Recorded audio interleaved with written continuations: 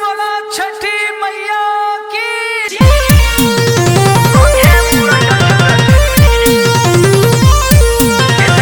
Music boy प्रेम गोपाल।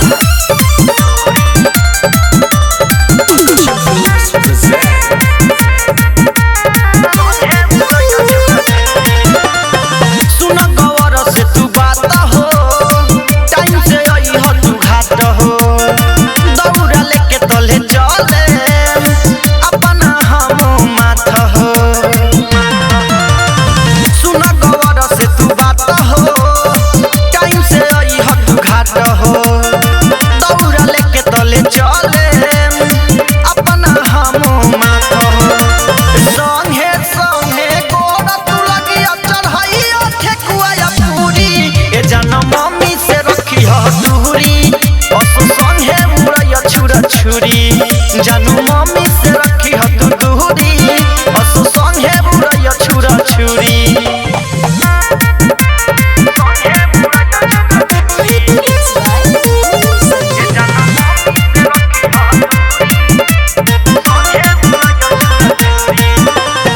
दया जे करी हम तो सुख चैन मिली असही प्यार हमनी के हो खिली।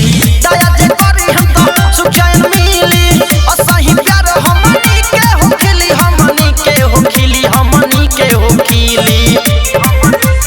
सूट तू ऐसा पहिन के आईहा सब लोग तहरे के घूरी जानू मम्मी से रखी ह दूरी असु संगे मुरैया छुरा छुरी। जानू मम्मी से रखी ह तू दूरी असु संगे मुरैया छुरा छुरी।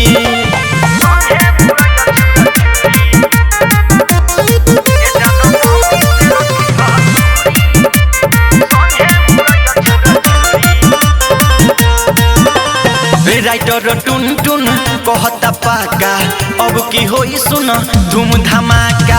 राइटर टुन टुन कहता पाका अब की होई सुन धूम धमाका हो धूम धमाका हो धूम धमाका। राम बलि गोलू संजीव फूल ले ले हो ना तूरी ए जानू मम्मी से रखी ह तू दूरी असु संगे मुरैया छुरा छुरी। ए जानू मम्मी से रखी ह तू दूरी असु संगे मुरैया छुरा छुरी। सुन गवर से तू बात हो टाइम से आई ह तू घाट हो दौड़ा लेके तले चहले अपना हम मात हो। संगे संगे गोहरा तू लगी चढ़ाइया ठेकुआ पूरी ए जानू मम्मी से रखी ह तू दूरी असु संगे मुरैया छुरा छुरी। ए जानू मम्मी से रखी ह तू दूरी असु संगे मुरैया छुरा छुरी। रिया रिकॉर्डिंग स्टूडियो नरकटियागंज।